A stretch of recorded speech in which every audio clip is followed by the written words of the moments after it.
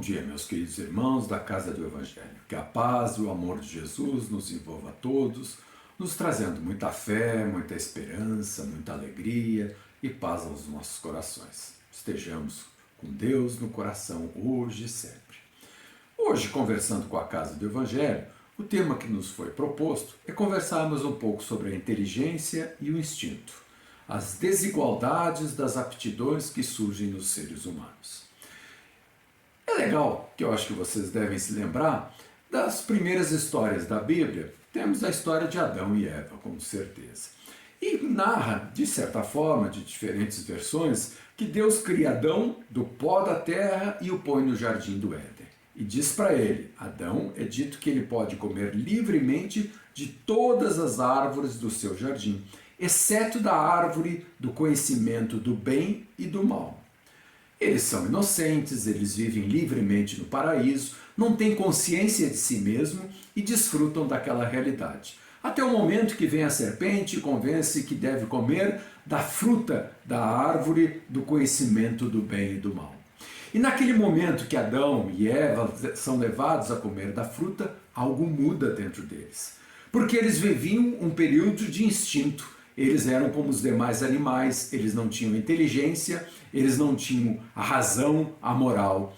E ao provar da árvore do conhecimento do bem e do mal, eles deram um passo à frente. Eles evoluíram e eles começaram então a ter outros pensamentos. Eles começam a desfrutar aí da razão, da lógica, da moral, do bem, do mal, o que convém, o que não convém fazer. E essa é uma evolução do ser humano, porque antes eles eram inocentes, eles viviam à base dos seus instintos. À medida que ele torna-se consciente, toma consciência de si mesmo, eles começam a se diferenciar dos demais animais. E aí surge a ideia de vergonha, o que é justo, o que não é justo, o que é correto e o que não é correto. Então, com essa evolução do ser humano, do instinto para a razão, para a lógica, para o amor, para as suas evoluções, de todas as suas potencialidades, ele toma consciência de si mesmo, ele toma consciência do seu livre-arbítrio e da responsabilidade. A evolução do instinto para a idade da razão e das emoções, sentimentos que começam a fazer parte do ser humano.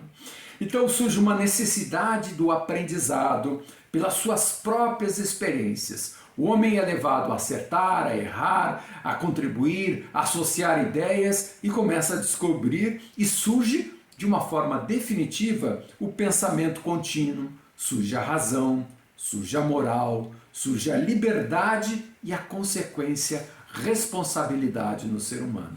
Então vocês vejam que essa simples história de Adão e Eva narra um fato importantíssimo na evolução dos seres humanos, ou seja, do instinto para a razão, para a emoção, para o pensamento contínuo, para a tomada de consciência da sua própria existência, do seu livre-arbítrio e, consequentemente, das consequências da lei de ação e reação. Surge a responsabilidade em todo esse período.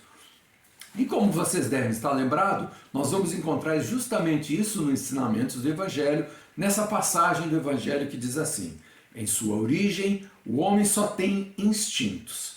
Quanto mais avançado e corrompido, só tem sensações. Quando instruído e depurado, tem sentimentos. E o ponto delicado do sentimento é o amor. A evolução do instinto. O amor resume toda a doutrina de Jesus. Então, é um grande passo na evolução. Não existe essa ideia de um pecado. É um pecado a gente provar da razão, do conhecimento, de sair do instinto, de evoluir conforme as próprias leis da natureza? É claro que não. Mas marca um fato contundente, um fato muito importante. É a transformação do ser humano para o ser humano que visa a inteligência, a razão, o instinto, o amor. E como o próprio Evangelho nos diz, o instinto vai evoluindo, chegando ao seu ápice, que é o aprendizado sobre o amor.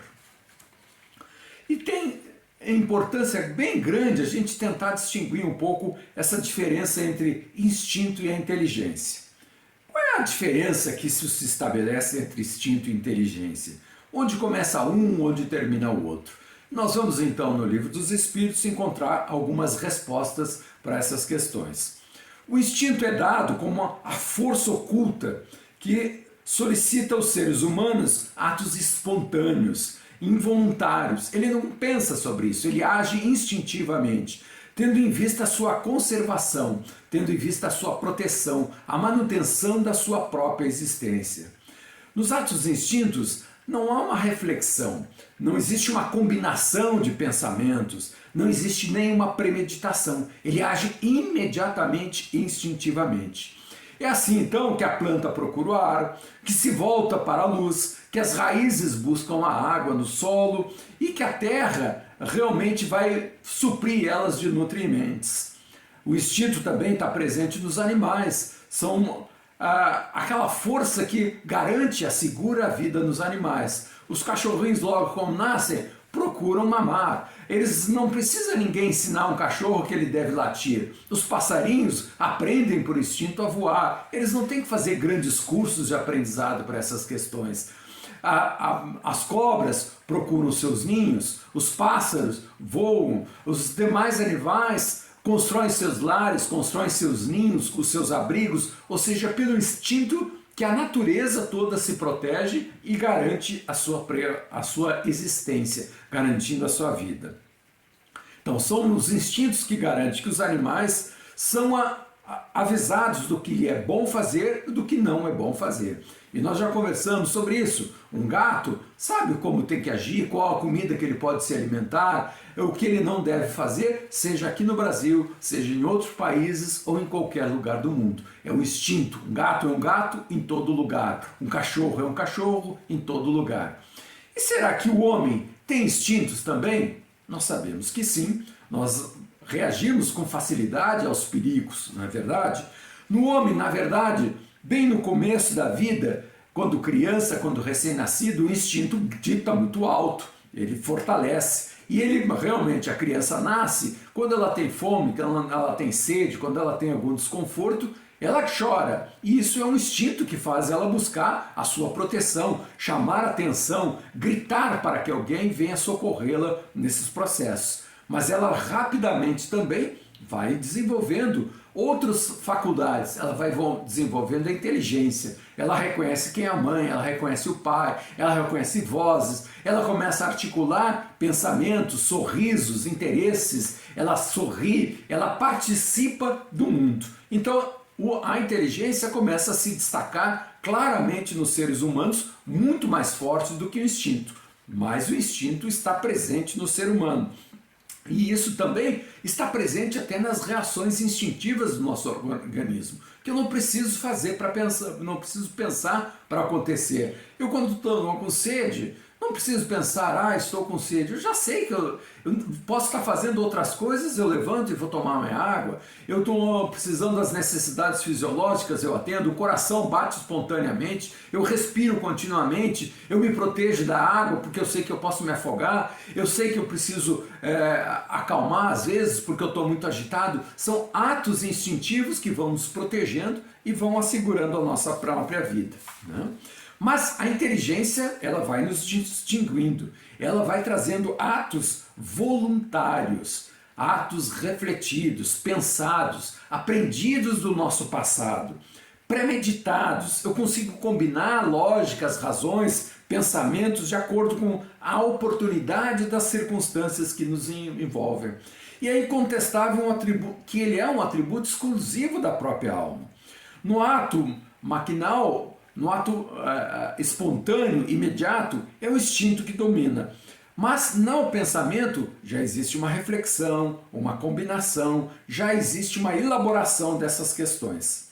Então, nós vamos vendo que a inteligência é uma faculdade especial, como o pensamento, como a vontade de atuar, a consciência da sua própria individualidade, que estabelecem relações e até formas de comunicação com o mundo exterior. É fundamental a gente, pela nossa lógica, pelo nosso entendimento, conseguir conversar com as outras pessoas, entender as necessidades dos outros seres, de plantas, de animais. Nós de alguma forma conseguimos conectar todos os seres da criação através da nossa inteligência. Então nós podemos distinguir assim nos seres, os seres inanimados, aqueles que são pedras, que são material inorgânico em que são só constituídos de matéria, sem vitalidade e sem inteligência. São os corpos brutos. Existem os seres animados que já possuem vida, que não pensam, que são formados de matéria e dotados de vitalidade e destituídos dessa inteligência, mas já está presente o instinto. E nós vamos ver os seres animados, pensantes, formados de matéria, dotados de vitalidade e tendo também mais o princípio inteligência que lhes outorga a faculdade de pensar. Na questão do Livro dos Espíritos, nós vamos encontrar algumas perguntas interessantes que nós vamos começar a conversar sobre ela. Pode-se estabelecer uma linha de separação entre o instinto e a inteligência? Isto é possível entender onde acaba um e começa outro? E os espíritos dizem, não, porque muitas vezes se confundem o instinto com a inteligência. Mas muito bem se podem distinguir os atos que decorrem do instinto dos que decorrem da inteligência. Os que nos protegem instantaneamente, sem pensamento, são os instintos. E é claro que o instinto tem muito de inteligência. Foi a evolução de milhões e milhões de anos que o ser humano tem reações certeiras, que protegem a vida, que ele não precisa nem sequer pensar, que ele já age instintivamente. Ao perceber uma cobra, eu já dou um salto para fora, já fujo daquela situação sem pensar. Eu não fico pensando que é perigoso, que eu tenho que me afastar. Instintivamente, eu já me protejo. Quando eu estou percebendo que eu estou perdendo o equilíbrio, pronto para cair, eu já me agarro em algum objeto, já tento me acomodar, até se eu for cair, eu já vou para uma posição que me machuque menos o rosto, o coração, já protejo os meus próprios órgãos, né? E a gente fica pensando, poxa, mas o instinto é tão certeiro, é tão firme, é tão arraigado ao ser humano, por que nem sempre a razão é tão capaz de nos proteger? A razão muitas vezes erra, a razão muitas vezes se engana nas melhores atitudes. E os espíritos nos dizem que isso vai ser possível cada vez mais que nós vamos desenvolvendo, que a inteligência seja certeira, mas nós precisamos aprender, nós precisamos nos educar. E ele diz que seria infalível se não fosse falseada pela má educação a inteligência, pelo orgulho, pelo egoísmo. O instinto não raciocina, a razão permite a escolha e dá ao homem ao livre-arbítrio. E nós é que vamos ter que aprender a fazer o bom uso da nossa moral. Outra pergunta do Livro dos Espíritos é da lei o instinto de conservação? Sim, sem dúvida, nos respondem os Espíritos. Todos os seres vivos os possuem, qualquer que seja o grau da sua inteligência. Nuns é puramente maquinal, em outros já começa a ser raciocinado.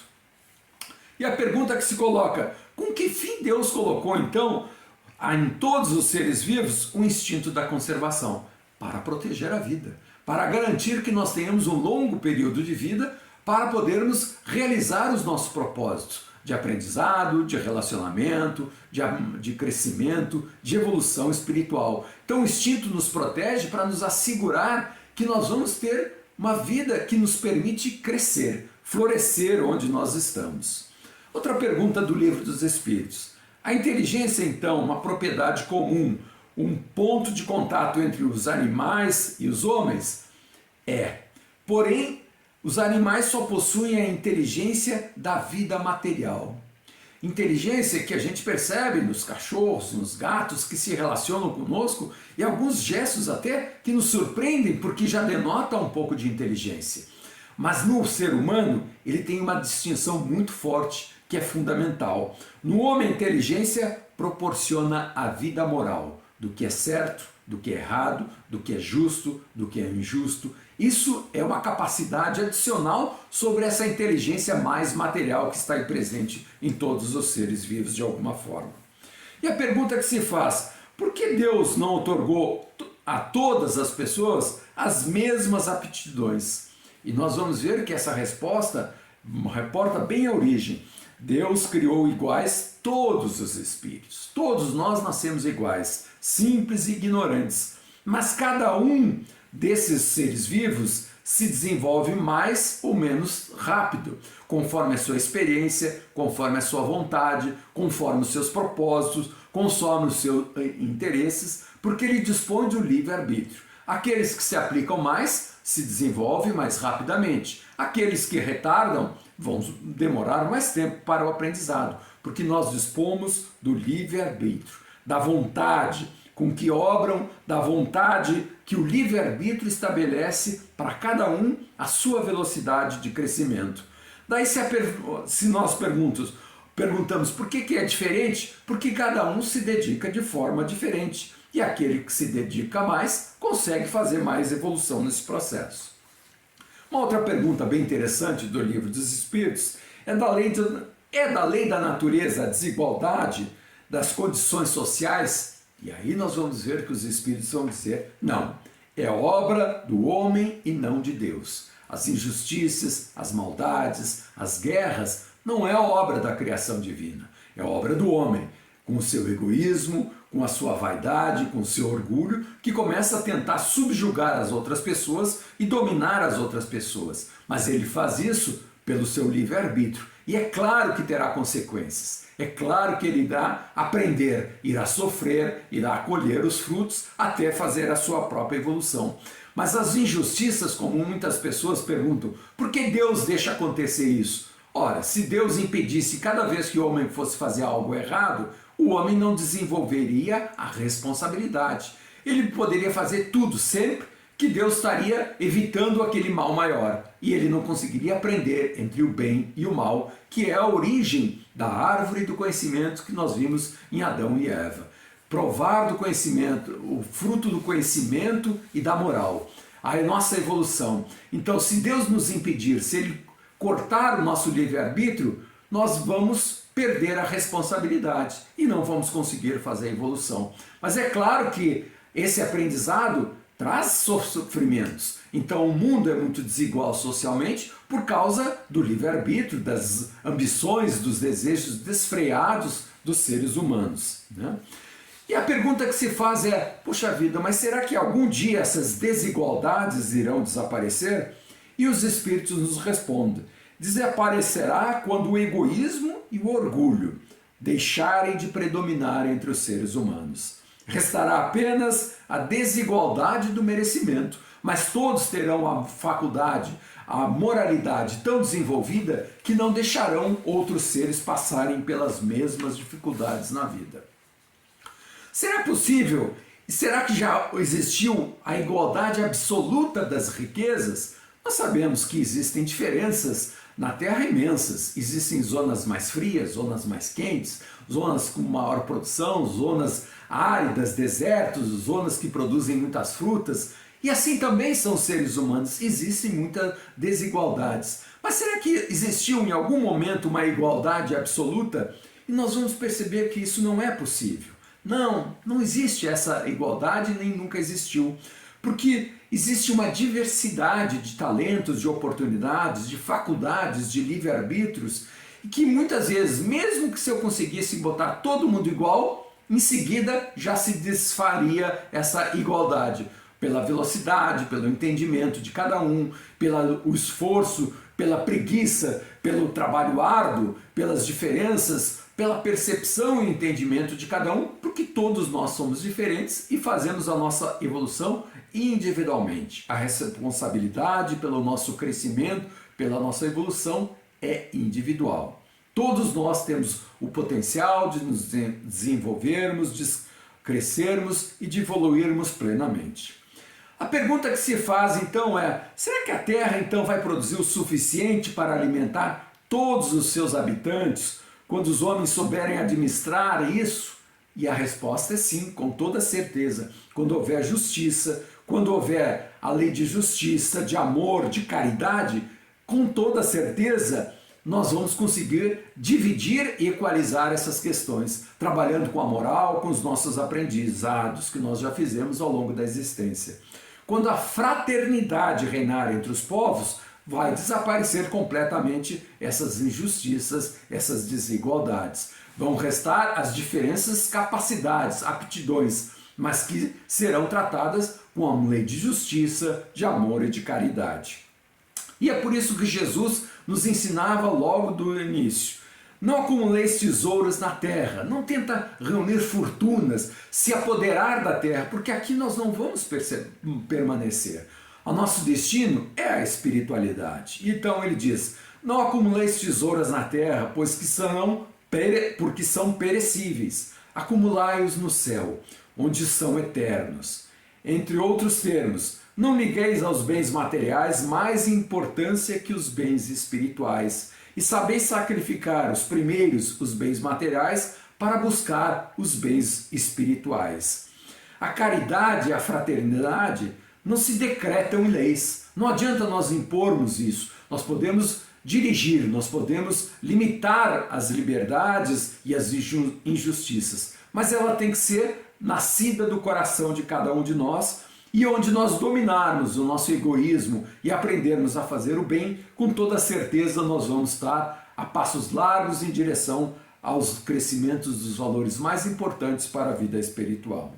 Então, buscar os valores espirituais é o que o Livro dos Espíritos, é o que o Evangelho, é que todas as religiões nos ensinam, para nós nos ocuparmos mais das questões espirituais e menos com as questões materiais. Vivermos como todas as pessoas vivem, mas utilizando os recursos materiais para promover a nossa evolução espiritual, em busca do amor, em busca da justiça, em busca da verdade, da evolução dos nossos seres como seres espirituais. Essa é a mensagem, essa é a nossa conversa para o dia de hoje. Muito obrigado, que o amor, que a paz de Jesus permaneça em nossos corações.